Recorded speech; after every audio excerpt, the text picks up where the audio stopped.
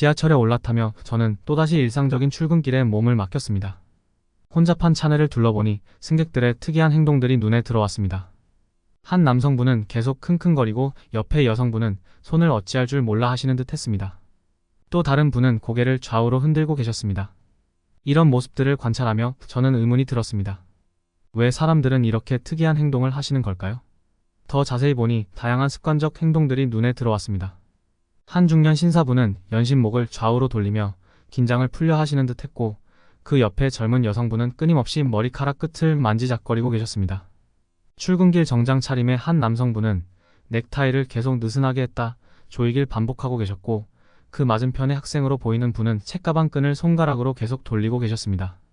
한쪽 구석에 서 계신 노년의 여성분은 지팡이를 양손으로 잡고 계속해서 좌우로 작게 흔들고 계셨고, 그 옆에 젊은 남성은 손목시계를 반복적으로 만지작거리고 있었습니다. 의자에 앉아 계신 한 중년 여성분은 무릎 위에 올려놓은 손가방의 지퍼를 열었다 닫았다를 반복하고 계셨고, 그 옆자리의 남성분은 안경을 계속 올리고 내리기를 반복하고 계셨습니다.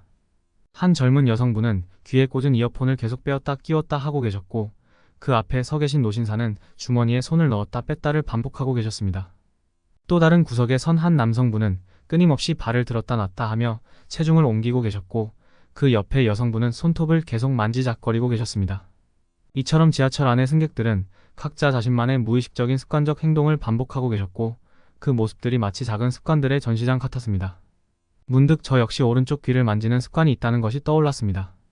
저도 모르게 한숨이 나왔습니다. 아, 또 이 생각이구나. 어릴 때부터 지속된 이 습관은 부모님의 지적에도 불구하고 성인이 된 현재까지 계속되었습니다. 마음속으로 저 자신과 대화를 나누기 시작했습니다. 도대체 왜 이런 습관을 고치지 못하는 걸까? 내가 이렇게 의지력이 약한 사람이었나? 아니면 그저 바보 같은 건가? 이런 무의식적 행동이 타인에게 어떻게 비칠지 생각하면 불안해지곤 했습니다. 마치 제 내면의 목소리가 저를 질책하는 것 같았습니다. 사람들이 날 볼 때마다 어떻게 생각할까? 저 사람은 왜 저렇게 계속 귀를 만지지? 뭔가 이상한 덜 떨어진 사람 아닌가? 가끔 거울을 볼 때마다 귀를 만지고 있는 바보 같은 제 모습을 발견하곤 합니다. 그때마다 저 자신이 진짜 한심하게 느껴집니다. 정말 바보 같아 보이는구나. 나도 내가 이렇게 보이는데 다른 사람들 눈에는 얼마나 더 우스워 보일까? 이 간단한 습관 하나를 고치려고 얼마나 많은 노력을 했는지 모릅니다. 하지만 매번 실패했죠. 그럴 때마다 자괴감이 밀려옵니다. 왜 이렇게 간단한 것 하나를 못 고치는 거지? 나는 정말 의지력도 없고 노력도 제대로 못하는 사람인가? 때로는 이 습관 때문에 사회생활에서도 어려움을 겪습니다.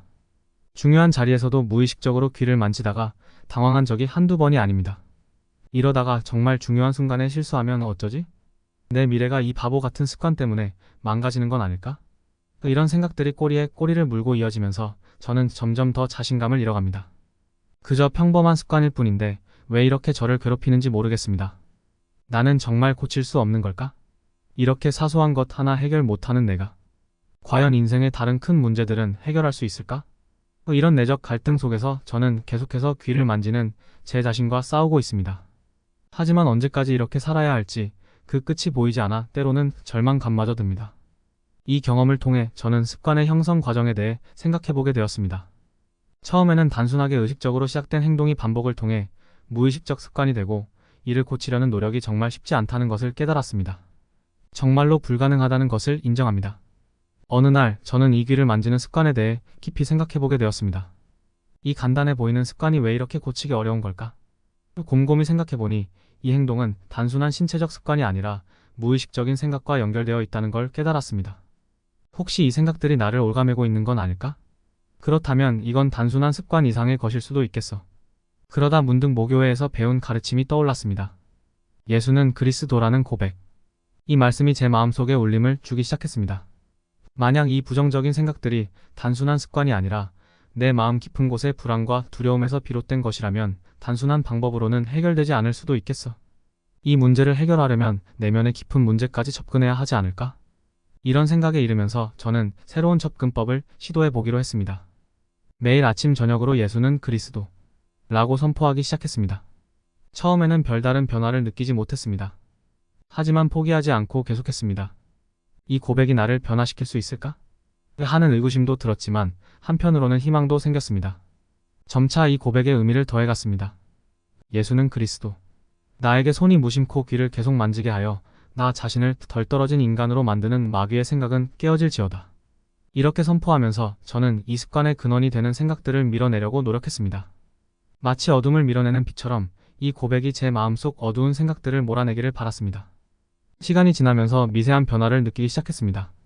귀를 만지려는 충동이 들 때마다 이 고백이 제 마음속에서 울려 퍼졌습니다. 그리고 그때마다 조금씩 더 자유로워지는 느낌이 들었습니다.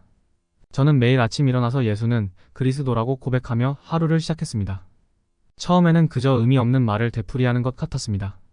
이런 단순한 말이 정말 내 오랜 습관을 바꿀 수 있을까? 의심이 끊임없이 들었습니다. 어릴 때부터 귀를 만지는 습관으로 고민해왔던 저로서는 이 고백이 모든 것을 해결해 줄 거라 믿기 힘들었습니다. 제 마음속에서는 두 가지 목소리가 계속 싸웠습니다. 한쪽에서는 이 고백으로 변할 수 있어라고 속삭였고, 다른 한쪽에서는 헛된 희망일 뿐이야 라고 외쳤습니다.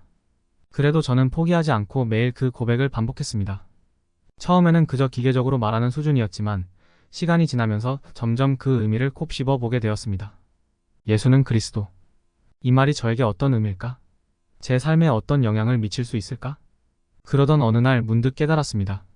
제가 귀를 만지는 횟수가 줄어들고 있던 것입니다. 처음에는 그저 우연이라고 생각했습니다. 하지만 시간이 지날수록 그것이 우연이 아니라는 걸 알게 되었습니다. 제 마음속 깊은 곳에서부터 변화가 일어나고 있었습니다. 전에는 항상 불안하고 초조했던 마음이 조금씩 평온해지기 시작했습니다. 귀를 만지지 않아도 괜찮다는 생각이 자리 잡기 시작했습니다. 물론 아직도 완전히 고쳐진 것은 아닙니다. 가끔 무의식 중에 귀를 만질 때도 있습니다. 하지만 그럴 때마다 저는 깊게 숨을 들이쉬고 예수는 그리스도라고 되뇌입니다. 그러면 이상하게도 마음이 차분해지고 손이 귀에서 떨어집니다. 이 변화를 경험하면서 저는 점점 더 이 고백의 힘을 믿게 되었습니다. 단순한 말의 반복이 아니라 제 마음과 행동을 변화시키는 강력한 도구였던 것입니다. 이제 저는 이 고백이 단순히 습관을 고치는 것을 넘어 제 삶 전체를 변화시킬 수 있다고 믿습니다. 아직 갈 길이 멉니다. 완전히 습관을 고치기까지는 시간이 더 필요할 것입니다. 하지만 저는 이제 희망을 갖게 되었습니다. 매일의 작은 변화들이 쌓여 큰 변화를 만들어낼 것이라고 믿습니다. 그리고 그 여정의 중심에는 예수는 그리스도라는 고백이 있습니다.